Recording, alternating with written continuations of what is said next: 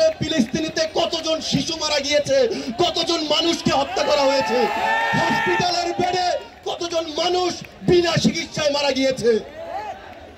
সংগ্রামী ভাইরা, আজকে আমার শিশু যখন দুধে ভাতে থাকে, ফিলিস্তিনির শিশুরা অন্য আহার পাচ্ছে না, তখন সেখানে সহায়তা পাঠানোর পরেও ইসরায়েলি বাহিনী সেই সহায়তা ঢুকতে দেয়নি, শিশুদেরকে খাবার পৌঁছে দেয়নি।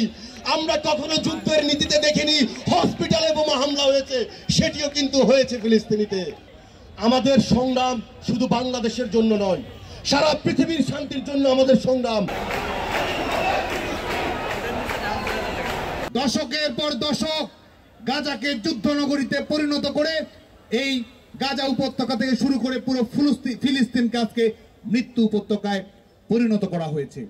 যারা বিভিন্ন সময়ে প্যালেস্টাইনের স্বাধীনতার বিপক্ষে সিকিউরিটি কাউন্সিলে ভেটো দিয়েছে, সেই দেশের তারুণ্য আজকে স্বাধীনতার পক্ষে হ্যাঁ বলেছে। জাতিসংঘে সেসব দেশের সরকার যতবার নো নো বলেছে, মার্কিন যুক্তরাষ্ট্রের প্রত্যেকটি বিশ্ববিদ্যালয়ের শিক্ষার্থীরা প্যালেস্টাইনের স্বাধীনতার পক্ষে তার চেয়ে অনেক গুণ সরে ইয়েস ইয়েস বলেছে প্যালেস্টাইনের স্বাধীনতার পক্ষে।